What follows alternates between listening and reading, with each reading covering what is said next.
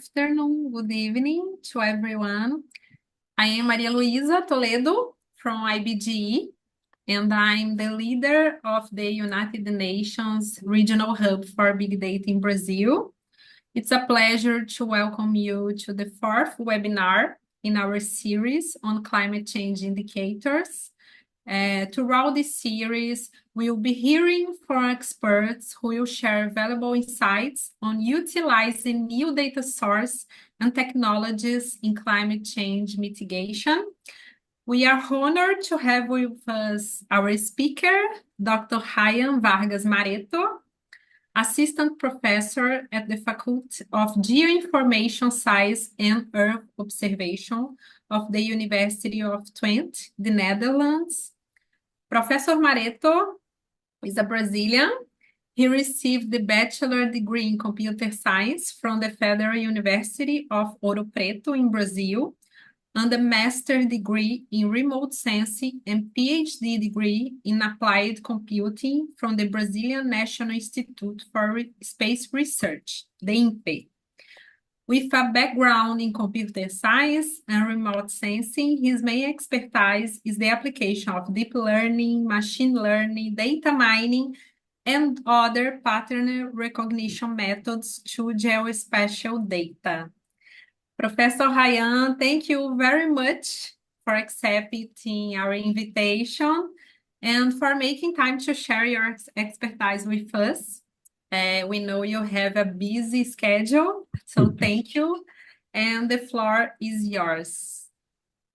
Thank you very much, Maria Luisa. Can everyone hear me well? Is it okay?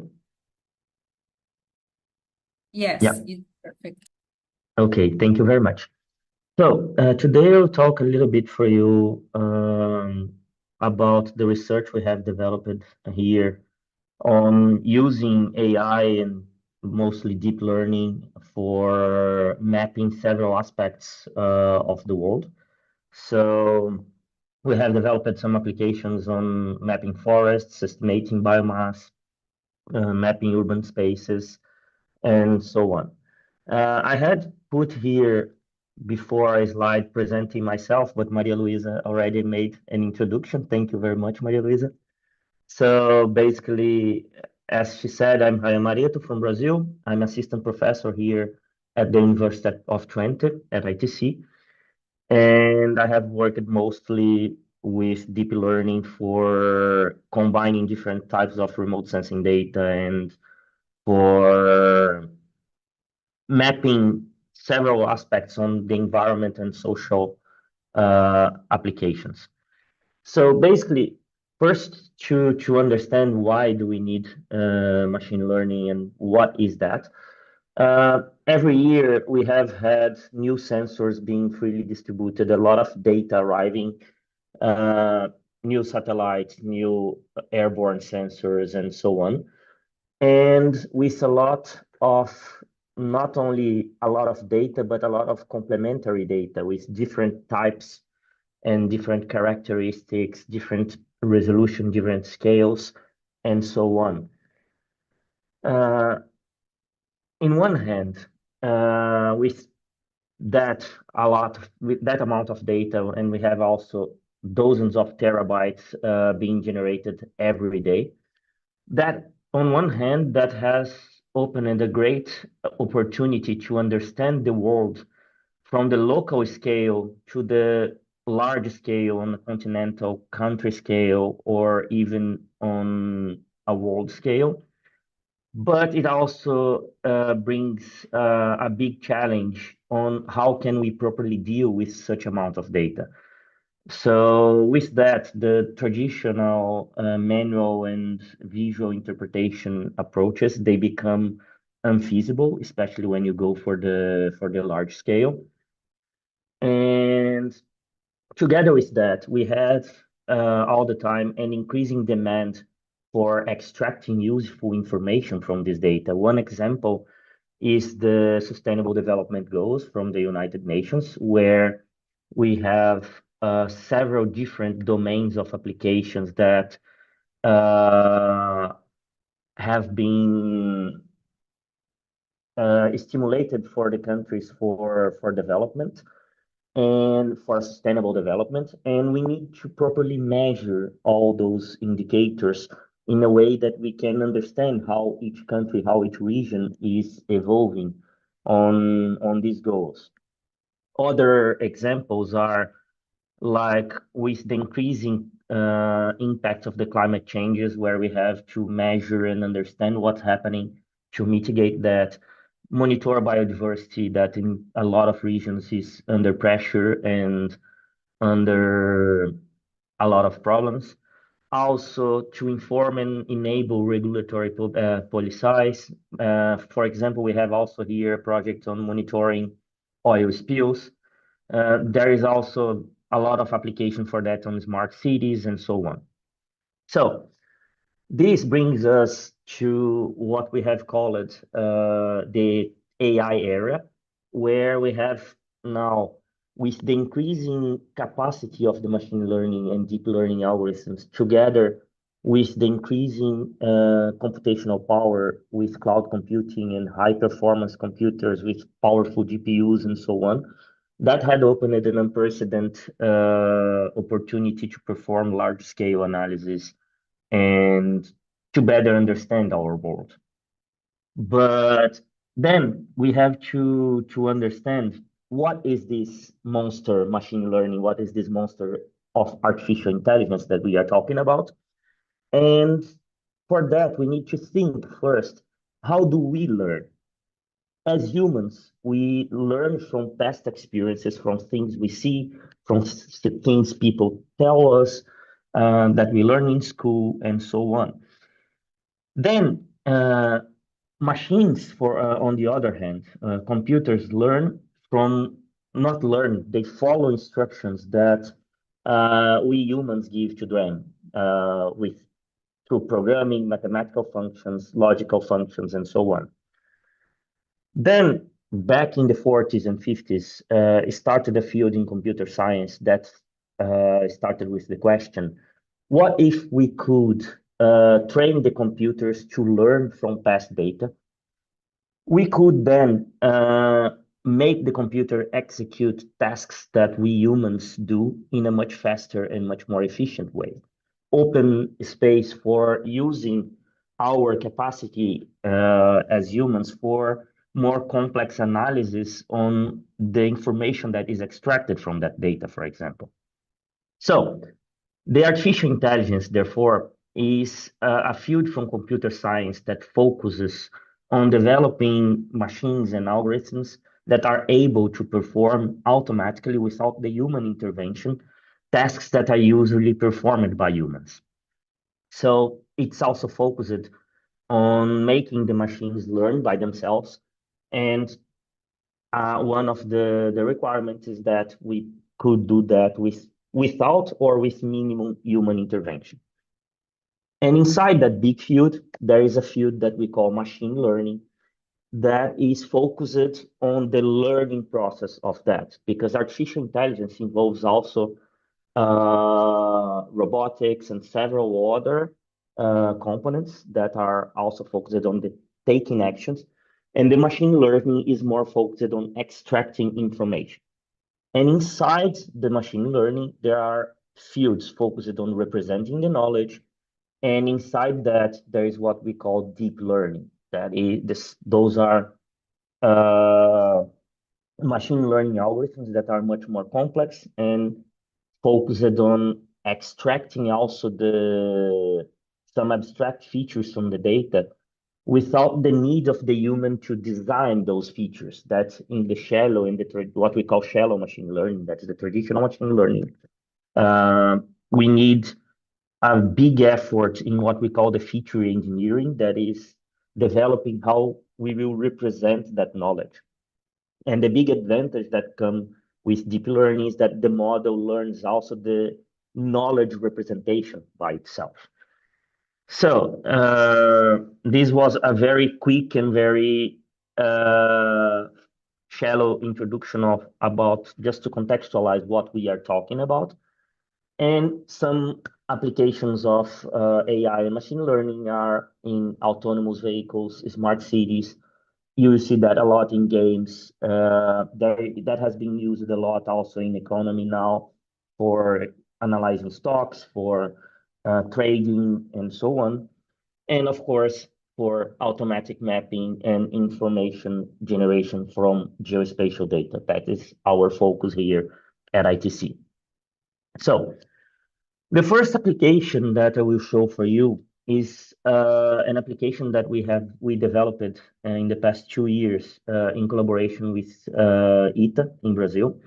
We received Dr. Paulo Silva Filho. He defended his PhD in the end of the year, and I had the pleasure of being one of the supervisors together with Professor Claudio Percello and Professor Renato Machado.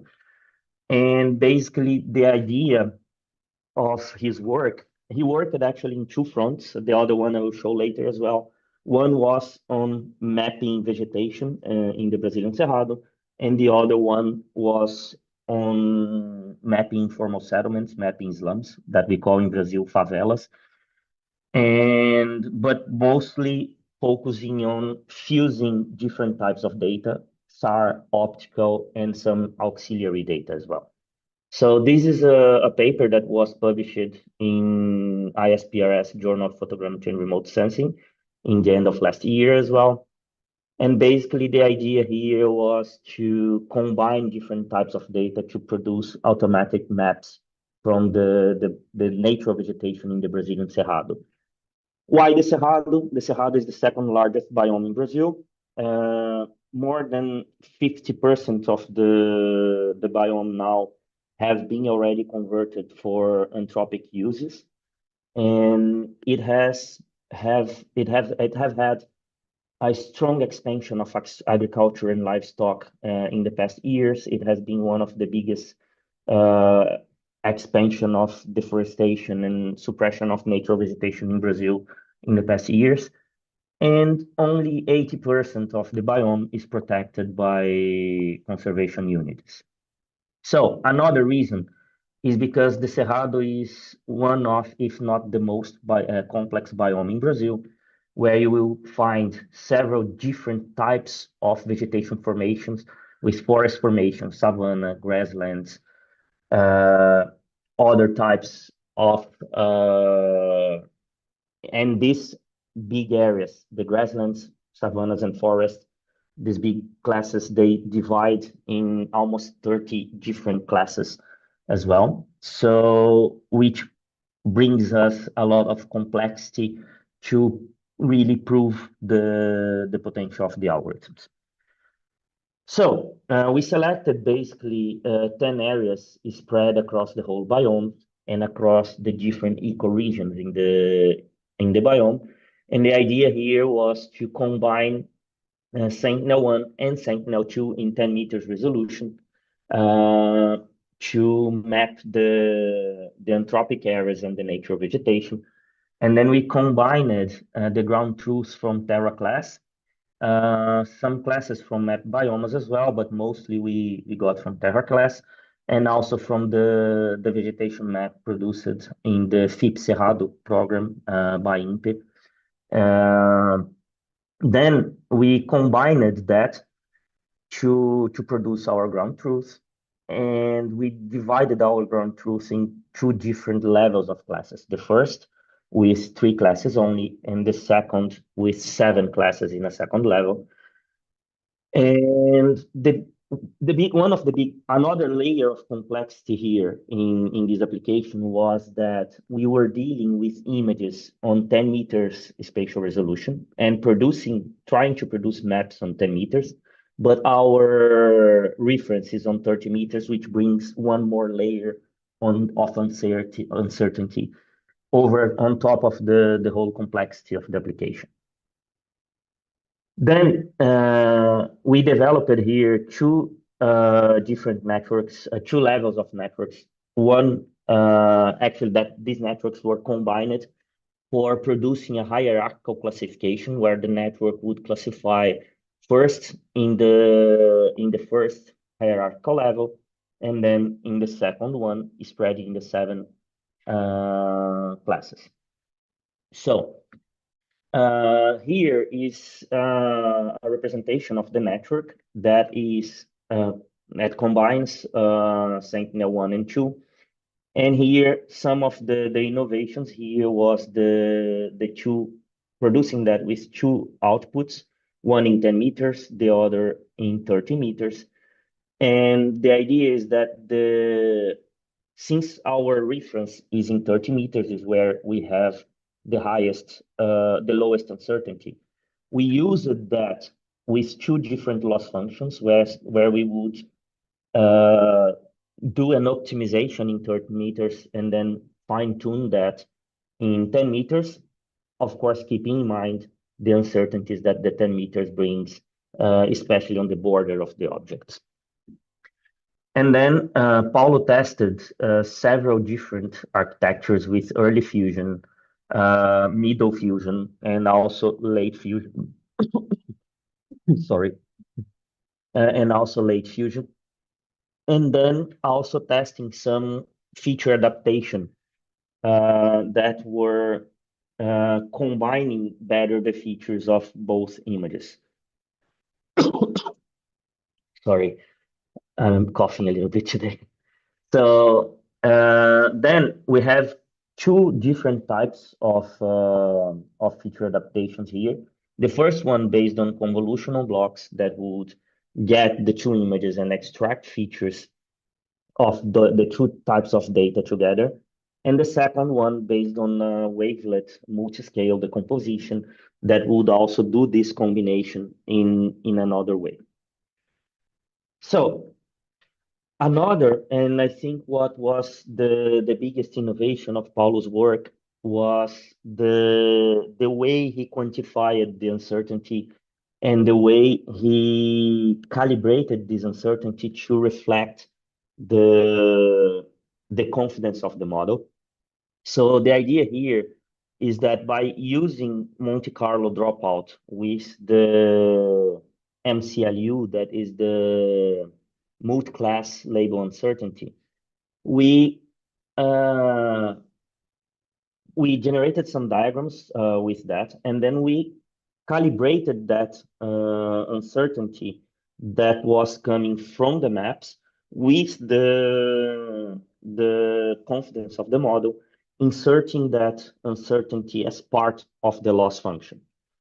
The main advantage of that is that we generate models that we have called uncertainty-aware models that together with the map, they produce a map of uncertainty where you can highlight the main areas of attention, and then we can focus because most of the maps, all the maps produced by machine learning and deep learning, they need to have an audition by experts later to ensure the quality and to understand where the map is wrong and where it's correct. And then here, with these uncertainty maps calibrated with the output of the model, we managed to make these auditions focused where we know that the model has a higher uncertainty and a lower confidence. So how that was done by first analyzing and calibrating the distribution of that uncertainty, and then defining some thresholds on that where the incorrect where we would have the incorrect uncertain and correct uncertain, and the four different layers here of uncertainty, and we could generate some maps focusing where we would highlight the areas of attention. So here examples of how that was done. We have here the uncertainty before the calibration, after the calibration, and the maps that were generated, where we have here the darkest it is, the more uncertain, the lighter it is the color, the lower is the uncertainty. And then we could see that some of those areas here in dark are the areas that we can send later for the interpreter to do the analysis and to understand what are the problems, so we could maybe improve reference or improve the model in those areas, or even improving the map if it is in a production environment. So here, some examples of the results. In the first part here, the areas of attention highlighted by the models. And one interesting thing is that really matched quite well with the areas where the model was having mistakes. And here, some of the results with where we have here the reference, the Sentinel-2 images, and then the inference in the level 1 in the first 3 classes, in level 2 in the 7 classes. So here some comparison also from this algorithm with the state of the art. And the state of the art in this case, we considered the model from Kennedy et al. From 2022. That was the best model that we had found with for this type of application. And we could see here in bold the areas where our model performed better than their model. Also, we performed the comparison of several different loss functions, with some of them considering the uncertainty, some of them not considering the uncertainty, and also different types of loss functions based on cross entropy, the focal loss, dual focal loss, and so on. So here is the calibrated focal loss, and here is the calibrated dual focal loss, where we inserted the uncertainty. And we could see here that in most of the cases, when we calibrate that, the model tends to perform better than when we don't calibrate the uncertainty. So another ablation study here with the different hierarchical model, and we have here highlighted also where the model performed better. In most of the cases, in the hierarchical model, the model tend to perform better than when we consider only one model for everything instead of splitting hierarchically the classification. So of course, as like any other model, this has some limitations. One of the limitations comes from when you insert the uncertainty in the loss, you fall in the risk of generating some bias with the model learning better. Also, where you have more uncertainty. And especially if you have uncertainty in your label, this may be a problem. But in our case, we could see that this also improved quite a lot the data and improved quite a lot the results. And also with the advantage of having the guided audition later when you need to perform audition and quality assessment of your maps. So another project that I will present for you is a project that is called ID Atlas. That is a project that we have developed in the past 2 years, founded by the European Space Agency. That focuses mostly on using artificial intelligence for mapping slums, mapping what we call the private areas or informal settlements. And this is our team, and the 2 wizards behind the code are Pedro and Paulo. They are who developed the model under our supervision, and also with each one of us working other different aspects as well. And here, these 3 on the corner are our advisory board that they have helped on steering the project and steering the directions of the project. So basically, ID Atlas is part of another bigger network of projects that's called the Idea Maps ecosystem. That is a big research network focused on mapping different levels of urban deprivation and the different aspects of the urban deprivation. So in ID Atlas, we have focused on mapping 8 different cities spread across the globe. And the idea here was to select cities in different continents, but also cities that have different types of deprivation and different types of urban morphology. So we could move a bit forward in the direction of developing a worldwide model where we could map the whole world.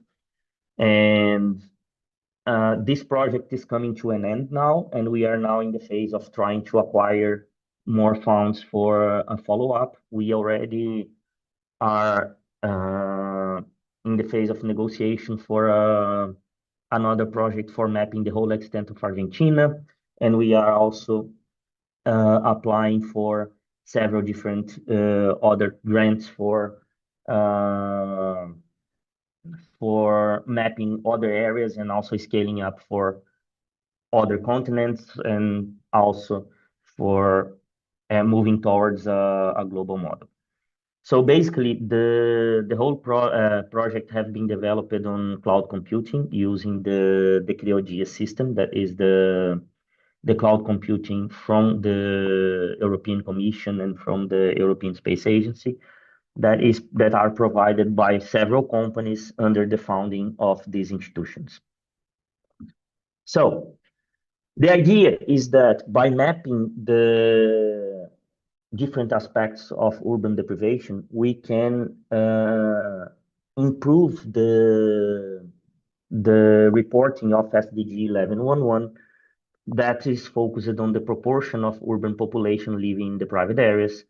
And the idea is focusing here on not costly, but in a very cost-efficient approach. Because if you do that in household surveys, that are the main methods nowadays, this is quite costly, and you have quite a low frequency.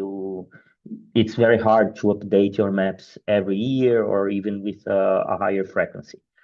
By using free Earth observation data and artificial intelligence, we produce maps that are scalable, affordable, and we can provide a high temporal resolution for that. So basically, we have developed that by combining mostly Sentinel-1 and Sentinel-2 with some auxiliary data, but we have explored also the PlanetScope from the Norwegian government program that is provided for free. We have explored also WorldView and other very high resolution images.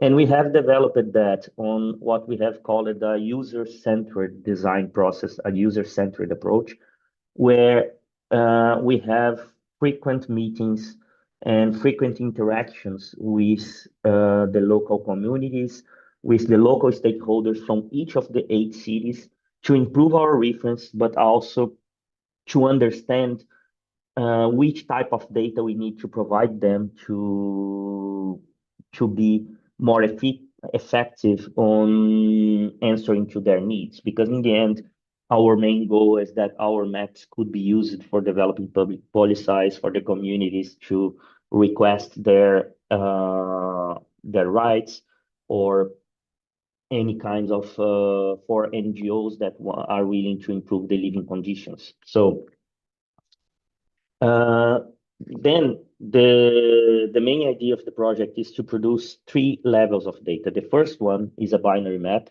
but multi-temporal map, focused on mapping the dynamics of the slums from 2019 to 2023 across the 8 cities.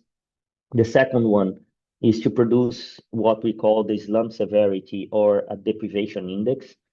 And the third one is the indicators on a city scale that is focused on really the SDG informing, where you can measure the proportion of population living in each of these deprived areas and classify that according to the levels of deprivation.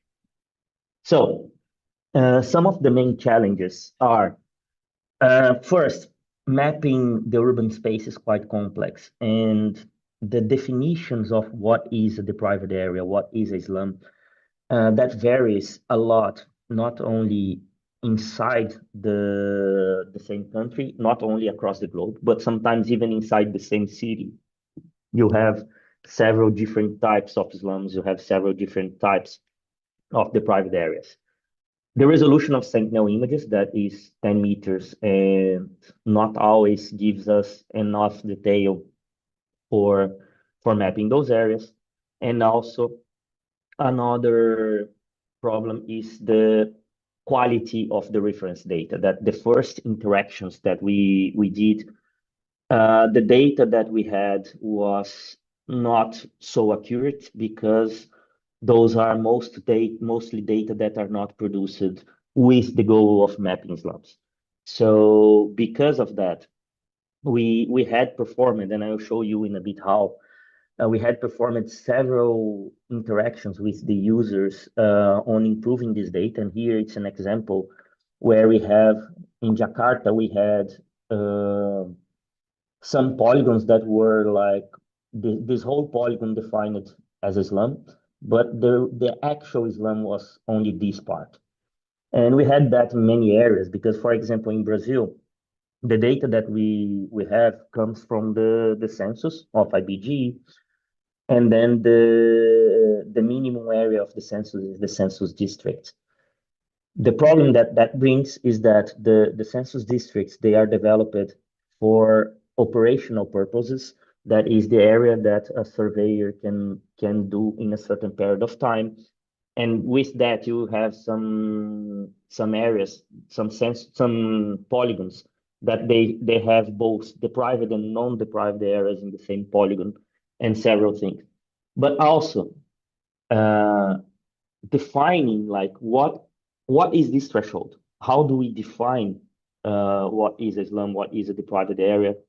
Is something that there is no consensus in the community. There is no consensus even sometimes inside the same city. In the workshops that we did with local stakeholders, sometimes there were very long discussions on if an area could be considered as deprived or not, because this is also not so straightforward. And also, in many cases, there are some areas that by looking to the image, you cannot say that that area is deprived, but when you go on the field, you see that that presents characteristics of deprivation.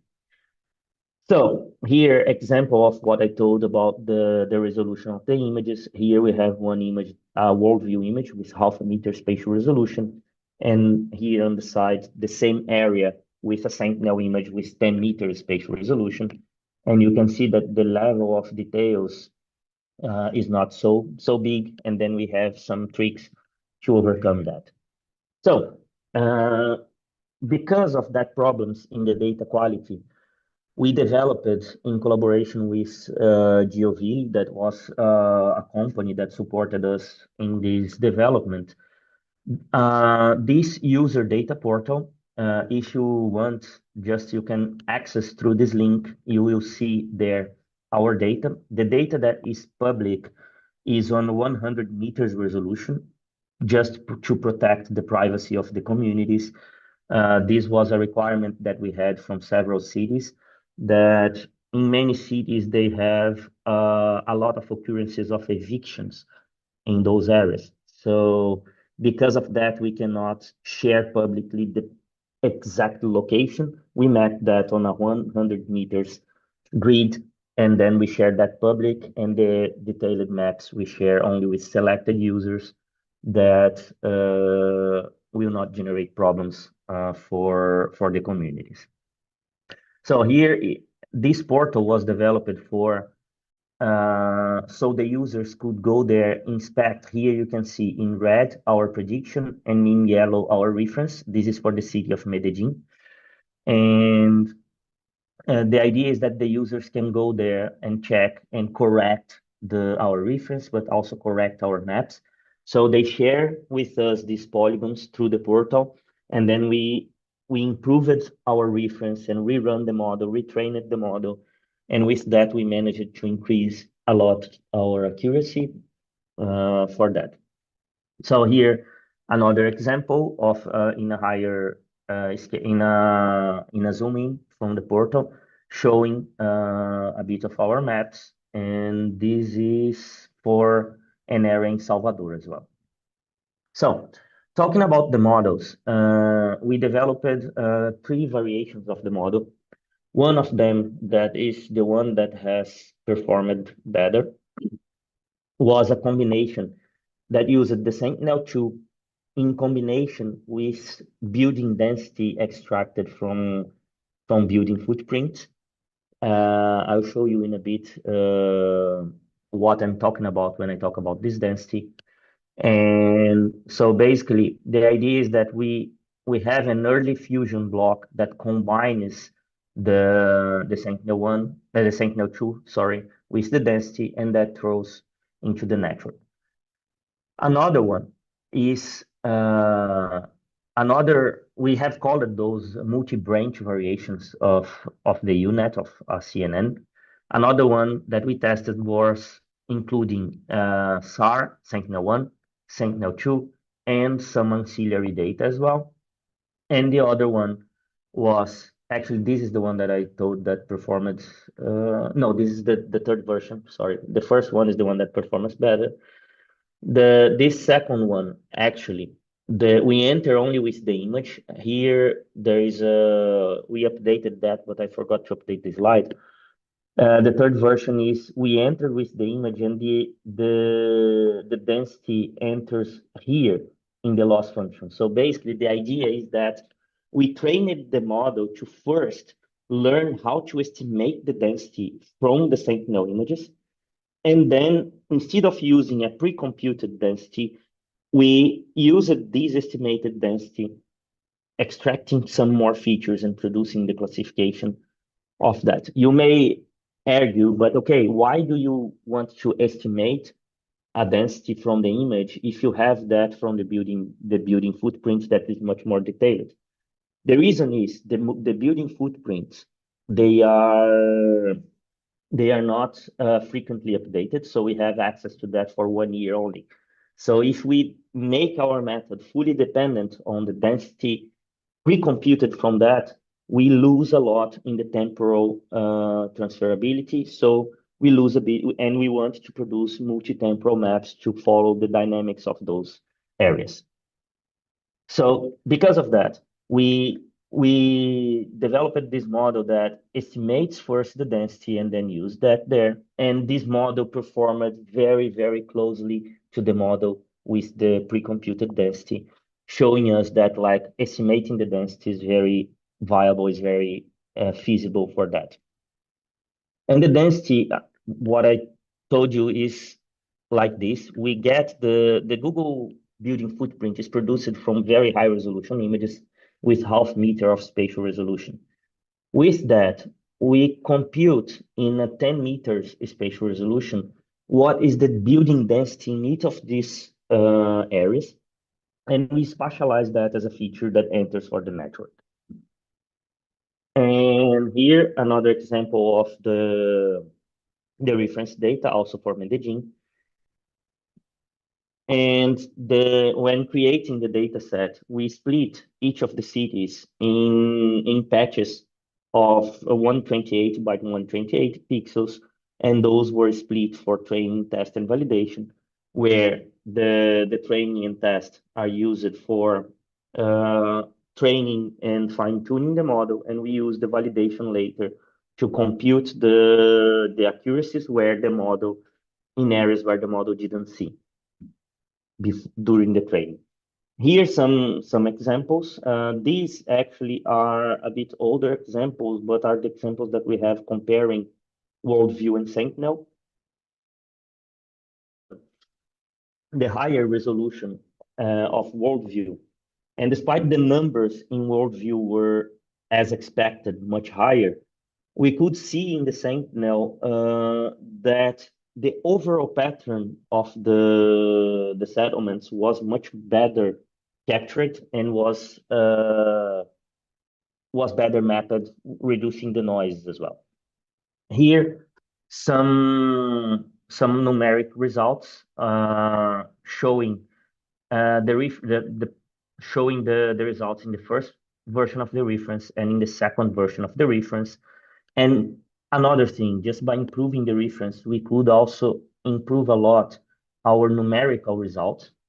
And there were some cities here, like Jakarta and Mexico City, that these are the accuracy metrics only for the class informal settlements. And in those cities, we have two problems. First, we still have quite a lot of problems with the data, even after rounds of interaction with the users in these three cities here. And the second problem is that those are the most complex cities where you see the least difference among formal and informal settlement. And also, despite this, I didn't manage to include because this is a table that we produced this week only.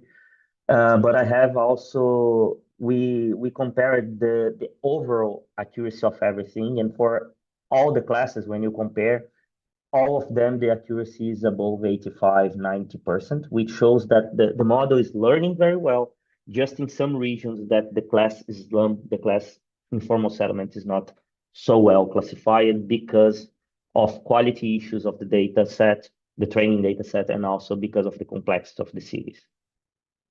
Here, examples of the multi-temporal maps that we produced for Medellin.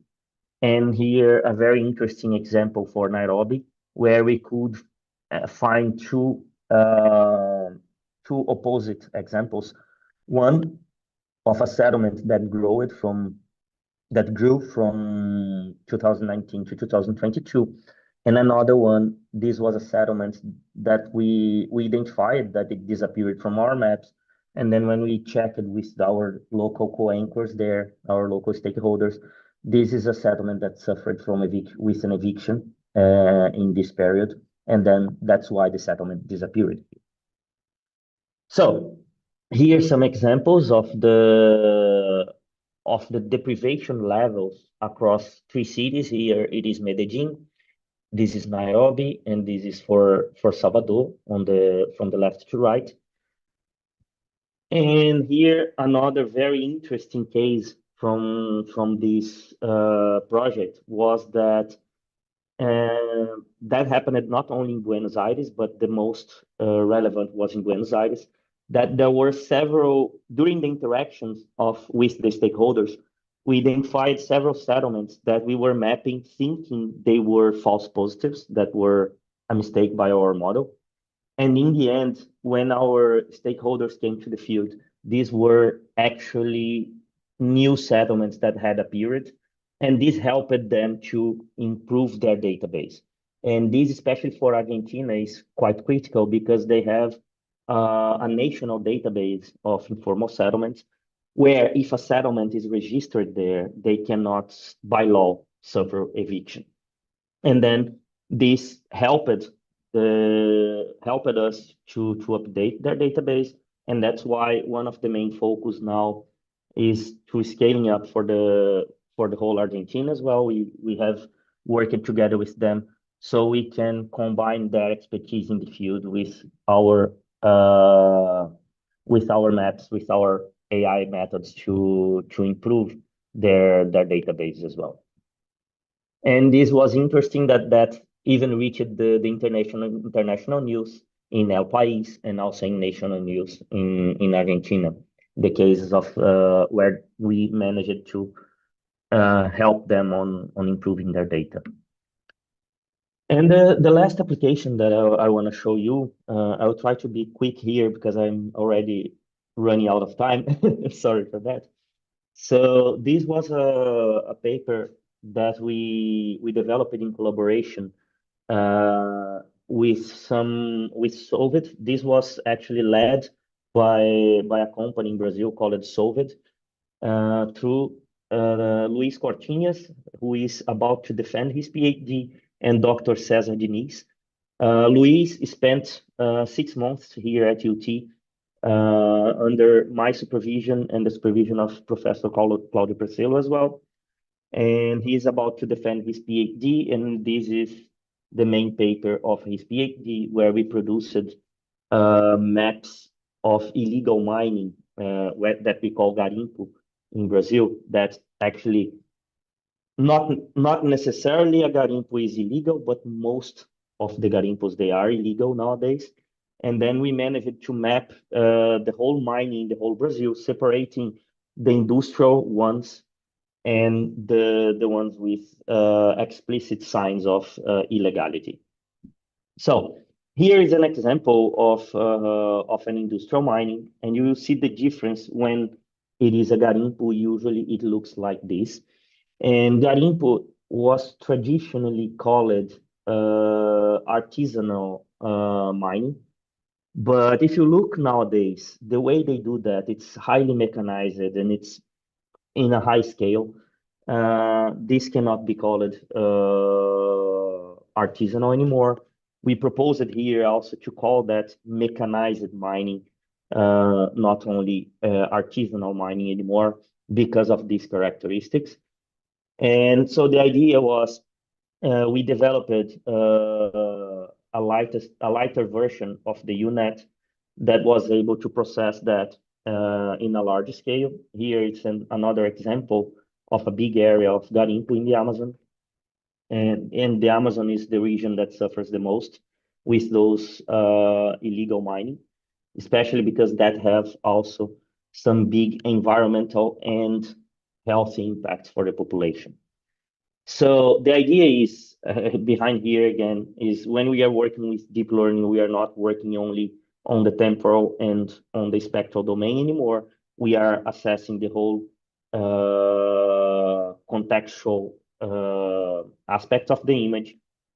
And here's some examples. When you get some examples of pixels of water that is affected by garimpo and water that is not affected, in several cases, you cannot identify spectrally the difference among that. But when you come for the spatial patterns as well, you can identify that much better. So this is an example of how this is the original UNet. And basically what we developed was a lighter version, reducing the amount of layers on that. Here, it's an example of a garimpo, a quite big one, in Rio Grande do Norte. And in a Landsat image, we used mostly Landsat images for this project. And here, the map, the classification that we produced from that area. So here is where the garimpo is located. So, and then we found some very interesting findings in this paper, and this paper was actually even published in Nature Communications that highlights also how big was the findings that we found there. And that comes mostly from the spatial analysis, where we analyzed it from 1985 until 2022. So basically, this is the map of the mining areas for the whole Brazil, where the garimpo has expanded only in 2022 around 35,000 of hectares. That is equivalent to the whole Atlanta in the United States. And also in 2022, around 92% of that, the garimpo areas were inside the Amazon biome. And also here you can see some of the biggest frontier of expansion on that are in the Pará state. So, and this is one of the most interesting graphs that I would like to show here. That is, if you analyze from between 2018 and 2019, the total area of garimpo already overpassed the total area of industrial mining in the country. And also, if you see here, starting from more or less 2009, 2010, and having an accentuated increase here, we have almost an exponential increase of that.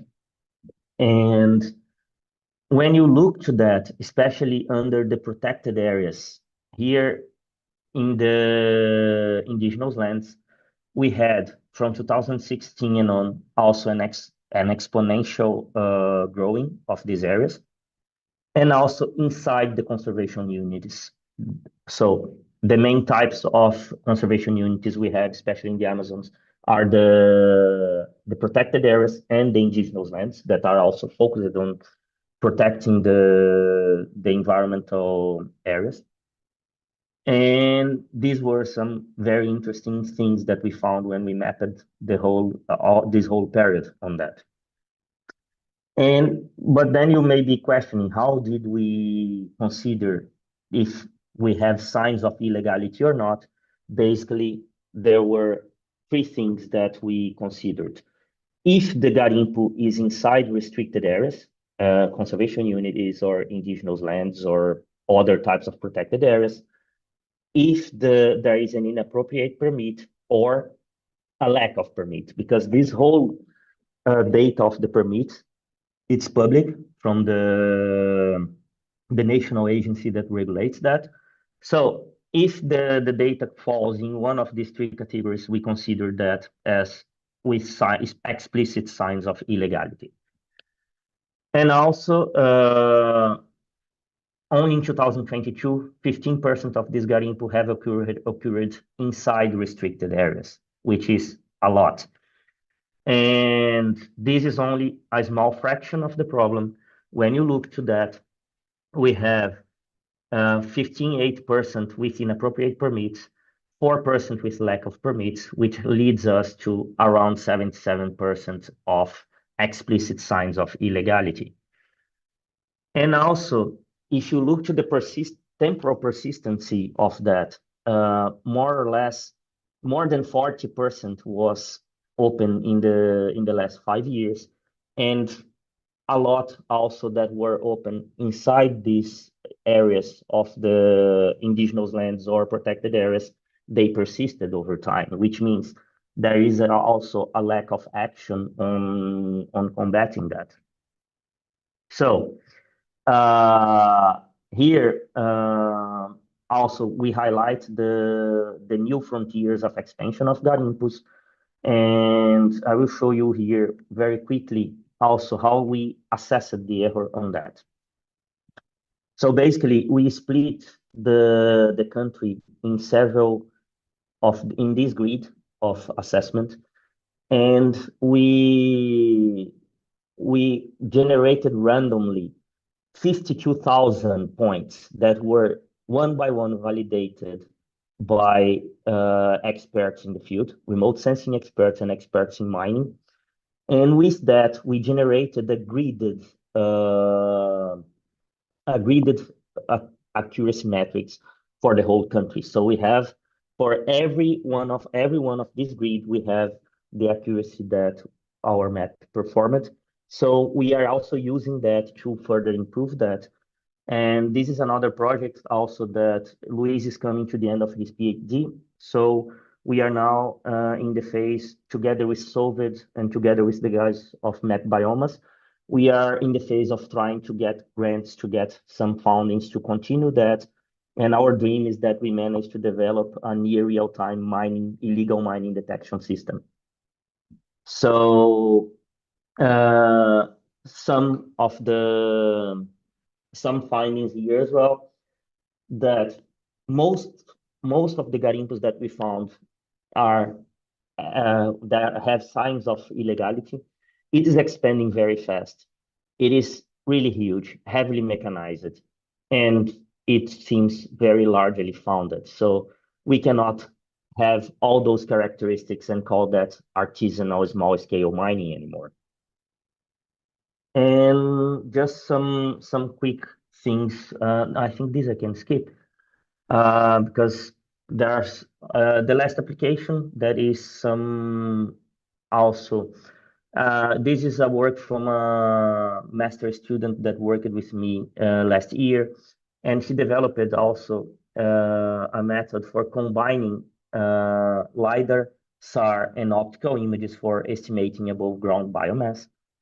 And basically, we got around, I think, 21 or 22 of these big areas in the whole Amazon, and produced using some data that we acquired from INPE.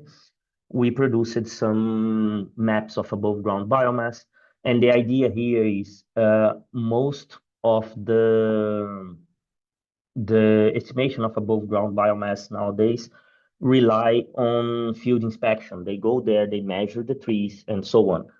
And by using satellite LiDAR, SAR, and optical, we can do that on a large scale and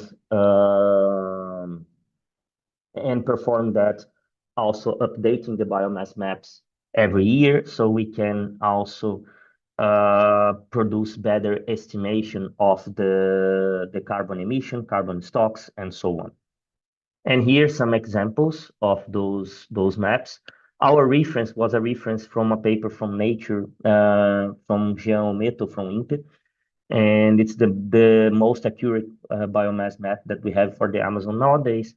And we can see that in several areas, and one of the interesting findings here, if you look, for example, in this area, there is a river in the image that because their map is on 250 meters, and we managed to produce ours in 150 meters because of the higher scale of the images.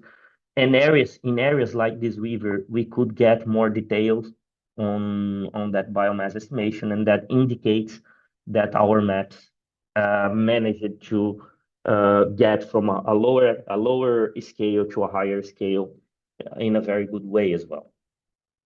And also, besides that, we have developed several other approaches here on fusing SAR, optical, and other data for mapping deforestation, or mapping natural vegetation, detecting illegal vessels, and several other things like that. And I'll come here to the conclusion because I already passed too much the time. So some of the main challenges we have nowadays, first, is the lack of quality and quantity in the data sets. So we have not, for remote sensing, still we don't have that much data sets available nowadays. And this configures a problem because to evolve these algorithms for a data that has such a specific characteristics like remote sensing data, we need a big amount of data available so we can stimulate the community to develop those methods. But also another problem is besides the quantity, is the quality of the samples. Quite often when developing models in remote sensing, we have sometimes, for example, a land use land cover map for the whole country for a certain year. But that map is a photo, let's say, like it's an image from an entire year. And it is usually produced with images collected in several different parts of the year because of cloud conditions, atmospheric conditions, and so on. When you have to produce maps with AI, you need to select the best images, and not always they will match with the map because the landscape is dynamic and that changes. Besides that, for as example, the case of the slums, we don't have so much accurate data available for many countries. So because of that, one of the biggest trends nowadays in the community has been what we have called the data-centric AI. And I still believe that this is one of the main frontiers that we have to evolve. And together with that, for large scale model, there have appeared nowadays the foundation models that are based on the large language models like GPTs and so on. But I would say one of the main challenges that we have nowadays for improving the quality of mapping with AI, of improving the application of AI in remote sensing, is focused on the quality of the data and how we measure this uncertainty and the quality of that with data that has intrinsically a lot of uncertainty as well. So sorry for rushing a little bit in the end, but I was a bit nervous that the time was quite much over the limit already. So thank you very much for your attention. I hope I managed to give you some interesting information today. Thank you very much, Ryan. Great presentation. Thank you for sharing this so comprehensive perspective on the advancement in the area. We have some a lot of questions actually in the chat. Oh, let me I see believe here. we can I read some of them? I think Yeah, we it's already midday, but we can like take time to answer some of them. Um, let me see. People saying congratulations for the event, very relevant theme. Good morning. A specific question. It was in the beginning of the presentation, probably based on the first study case. Does the combination of data from Sentinel-1 and Sentinel-2 consider the same data collection dates? uh, actually, we always try to get the closest possible. The same collection dates is usually almost impossible because the two satellites have even different temporal resolution. Sentinel-1 has, because both of them are constellation of two satellites, and now there is a new constellation that just came out, but I don't remember if it is already available.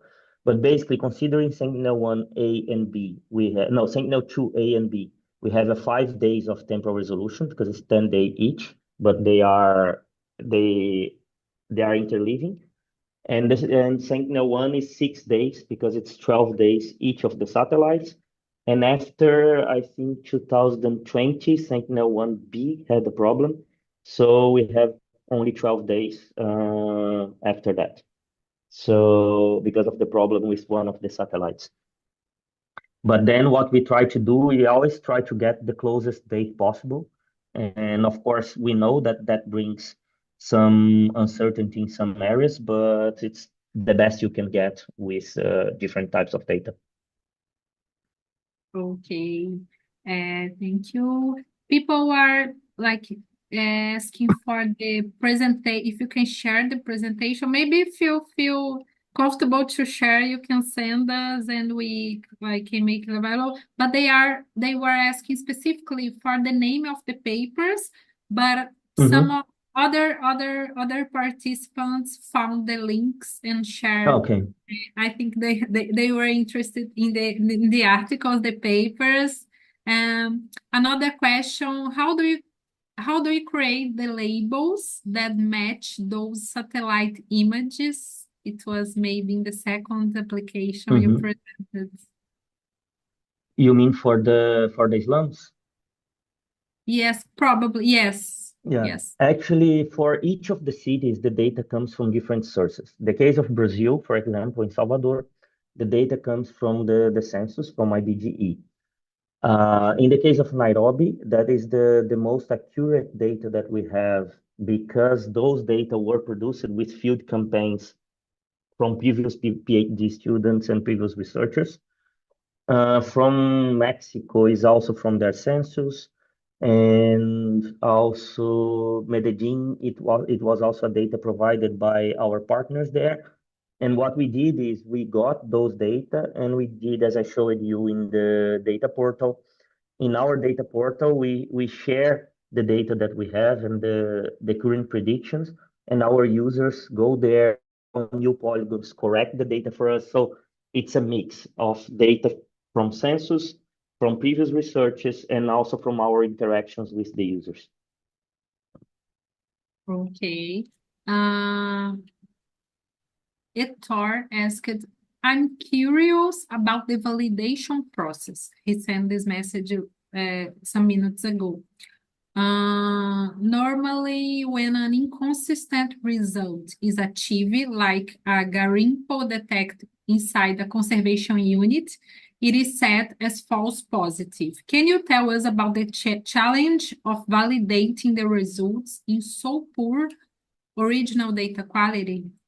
No, actually, this validation actually took several months because, as I told you, in this one, because we know how complex the topic is, and we know how much attention this topic has. And because of that, we knew that our maps would would be prone to a lot of criticism and attacks. Then the guys from Solvid, especially Luis and Cesar, they generated, as I showed you here, they generated a grid of in the whole Brazil of 250 kilometers by 250 kilometers. And there we selected points equally distributed in both classes, mining and not mining. And with that, we brought all those 52,000 points for we evaluated 9 years on all those years that we mapped, and we brought that to experts in the field to validate one by one. So in most of the case, but like we can say that more than 90%, I think more than 95% of the garimpos that we found, they were real positives. And the point is, when they were inside a protected area, it's not that they were false positives. It's because they were quite likely illegal, like 99% likely illegal. So I think though that is one of the, when it comes to the intersection with that is this slide here. No, this one, when it comes to the intersection with the protected units, it's because it's quite likely that those garimpos, they are illegal. Yes. Yeah, we have other questions. Christian Octavio said, excellent reflections on themes raised. We greet you from Chile, working in Latin America, Africa, and Europe. Yes, we have a lot of questions, but I don't think we can extend too much. But Sorry that I extended too much the presentation. No, it was perfect. You had so much to show. Now I understand when in the beginning of the presentation you said, it's difficult to define which that case should I show because you have so much to show. Actually, this is a field with great potential, and you cover like theoretical aspects and like the applications. They are different, but they are interconnected. And so it was great. Renzo Larenas asked, do you have LinkedIn so I can follow you and learn about Yes. other talks similar? We can like schedule a second webinar again. No, that would be great. I would be more than happy to present again. Just like on LinkedIn, I have not been so active there, but now I'm trying to come back and start being a bit more active there, but I'm there. Feel free to add me there, anyone that is interested. Yeah, so maybe they can like look for you there. Excellent presentation. Really interested and complete, a little fast. Yes, because he had too much to show. But Ryan, thank you very much. It was a pleasure to receive you here, and I hope we can like keep up with the connection and with the partnership. From the regional hub in Brazil. Thank you very much. Thank you very much. Yeah, I hope we can find some of these topics to collaborate. We have had quite a lot of collaborations with Brazil specifically. It's one of our focus points here in ITC. And yeah, we are trying to stay in contact with as much institutions in Brazil as possible, but not only in Brazil, also in the whole South America, Latin America, actually. And yeah, I hope we can have much more collaborations. If anyone is interested in the papers and couldn't get them from the presentation, I can share the papers later. The slides, several of these slides I got from our partners, so I would need to check with them if it is okay to share. Yes, but it's great. Actually, we have a recording of the webinar, and it will soon be available on the website, so they can like go back to the video. It's great. Okay, yeah, and thank you again for the invitation. It was a great pleasure to spend this time here with you. Okay, thank you, Ryan. I'd also like to extend a heartfelt thank you to all the participants and to the ECLAC Knowledge Transfer Network for providing the Zoom platform for today's event. And we invite everyone to join our next webinar on the Climate Change Indicator series, which will happen on March 19th. And it will be conducted in Spanish. So thank you once again, and we'll look forward to seeing you next time. Bye-bye. Thank you. Thank you very much, everyone.